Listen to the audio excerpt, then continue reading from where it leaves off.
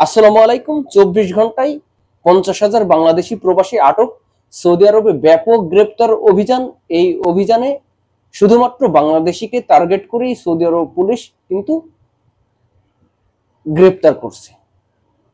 ঠিক এমনটি খবর আমরা বিভিন্ন সোশ্যাল মিডিয়ায় বা বিভিন্ন ইউটিউব প্ল্যাটফর্মে দেখতেছি।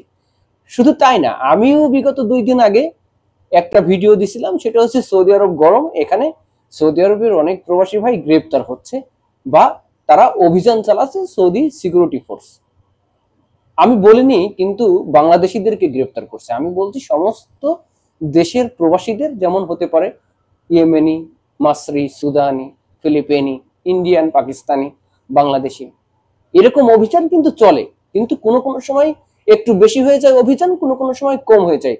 যখন বেশি হয়ে যায় তখন প্রবাসী ভাইদেরকে আমরা জানিয়ে দিই যে এই অঞ্চলে এখন অভিযান বেশি চালাচ্ছে। বিশেষ করে 23শে এপ্রিল থেকে 29শে এপ্রিল, এই 7টা দিন সৌদি আরবে একটু অভিযান চালাবে, কারণ যেহেতু সৌদি আরবে এই 29 এপ্রিলে অনেকেই সৌদি আরব ত্যাগ করতে হবে।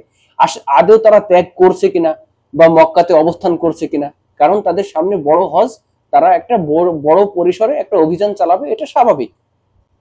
কিন্তু দেখুন, বাংলাদেশে ফিলিস্তিনি আন্দোলনে কিং সালমানের যে ছবিতে, এই ছবিতে যে জুতা নিক্ষেপ, এরকম একটা ভিডিও কিন্তু সোশ্যাল মিডিয়ায় আসতেছে ইতিমধ্যেই। এবং এই ভিডিওর মূল টার্গেট হলো যে এই সালমানের ছবিতে যে জুতা নিক্ষেপ বা যেটা মানে অকাজ, যে দেখুন এই কিং সালমানের এই ছবিতে এই আচরণের কারণে কিন্তু তারা মূল ফোকাস করছে যে সৌদি আরবে প্রবাসীরা ভালো নেই, বাংলাদেশি প্রবাসীরা 50,000 1 লক্ষ আটক হচ্ছে। সৌদি আরবের সিকিউরিটি ফোর্স তারা বাসায় বাসায় গিয়ে তল্লাশি করছে এবং বাংলাদেশিদেরকে ধরে বাংলাদেশে পাঠিয়ে দিচ্ছে।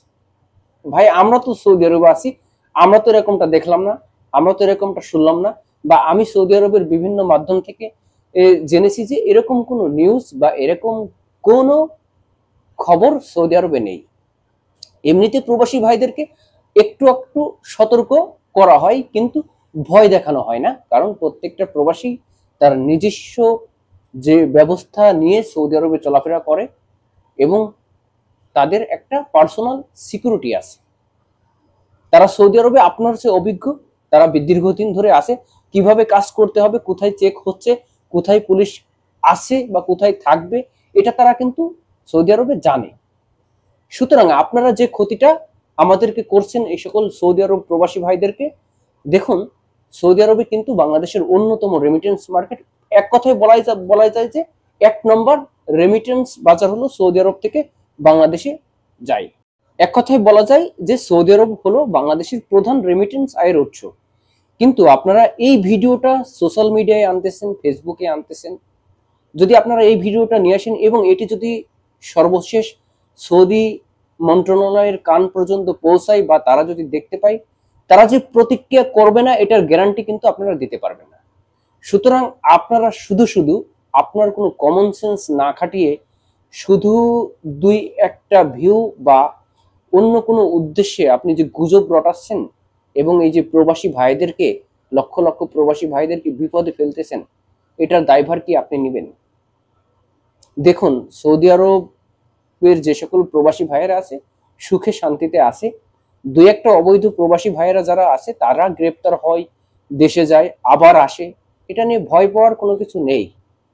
কিন্তু দয়া করে আপনাদেরকে বলবো যে আপনারা সোশ্যাল মিডিয়ায় বা এইসব প্ল্যাটফর্মে এরকম গুজব রটাবেন না, কারণ সৌদি আরবের যে সকল প্রশাসনিক আইন এগুলো কিন্তু অত্যন্ত কঠোর। যদি একবার তাদের কাছে চলে যায় ইনফরমেশন বা এরকম তথ্য, তারা হয়তো এখন রাগ করেনি, কিন্তু রাগ করতেও পারে। সেক্ষেত্রে বাঙালি প্রবাসী ভাইদেরকে বিপদের মুখে পড়তে হতে পারে। কিন্তু দেখুন, আর যারা এই যে ইউটিউবে বা ফেসবুকে এরকম ট্যাগ লাইন দিয়ে আপনারা হচ্ছে ভিডিও করছেন যে দিনে 50,000 গ্রেপ্তার, দিনে 1 লক্ষ গ্রেপ্তার, বাংলাদেশি প্রবাসী ভাইরা বের হতে পারছে না, বাংলাদেশি প্রবাসী ভাইদের সৌদি আরবে অত্যাচার করছে, তাদেরকে বলবো অন্তত আপনাদের ভিতরে যদি অন্তত একটু মানবতা থাকে তাহলে প্রবাসী ভাইদেরকে সঠিক খবরটা দেন।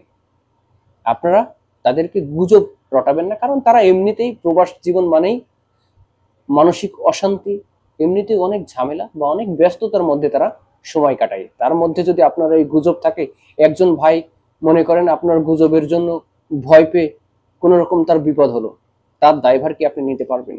সুতরাং আপনার দুই একটা বা কিসের স্বার্থের জন্য আপনি এরকম গুজব রটাচ্ছেন আমরা জানি না। সুতরাং আপনারা সাবধান হন এবং বাংলাদেশি প্রবাসী ভাইদেরকে সাবধানে থাকতে দিন। দেখুন, তারপর আপনাদেরকে বলে রাখি যে 23শে এপ্রিল থেকে 29শে এপ্রিল পর্যন্ত সৌদি আরবে একটু অভিযান চলবে। ইতিমধ্যেই কিন্তু রিয়াদের বিভিন্ন শহরে সৌদি আরব সিকিউরিটি ফোর্স অনেক তৎপর, কারণ তারা চাচ্ছে যে সৌদি আরবের বড় হজের আগে সৌদি আরবের যে সকল উমরা হজ করতে যারা এসেছে তারা যেন সৌদি আরব ত্যাগ করতে পারে এবং কোন রকম উমরা হজ যাত্রী বা ভিজিট ভিসায় যারা আছে বা উমরা ভিসায় যারা আছে বা অন্য ভিসায় যারা আছে তারা যেন মক্কাতে প্রবেশ না করতে পারে এবং অবৈধ কিছু কিছু দেশের প্রবাসী ভাইয়েরা আছে তাদেরকে দেশে পাঠিয়ে দেবে। শুধু এই গ্রেপ্তার অভিযান বা দেশে পাঠিয়ে দেওয়ার জন্যই তাদের চেকপোস্ট এরকম না। সৌদি আরবে এখন বিভিন্ন স্মাগলিং এর সাথে জড়িত আছে বিভিন্ন দেশের নাগরিক, বিভিন্ন যে সকল মাদক দ্রব্য আছে সে সকল মাদক দ্রব্যের সাথেও জড়িত আছে। এই যে অনলাইন প্রতারক, বিভিন্ন প্রতারক, এইসবের কারণেই কিন্তু সৌদি আরবে এখন একটু চেক বেশি, আরো ইনশাল্লাহ ভবিষ্যতে চেক বেশি হবে। তো এটাতে ভয় পাওয়ার কোনো কিছু নেই। ধন্যবাদ, সবাই ভালো থাকবেন, দেখা হবে অন্য আরেকটি ভিডিওতে।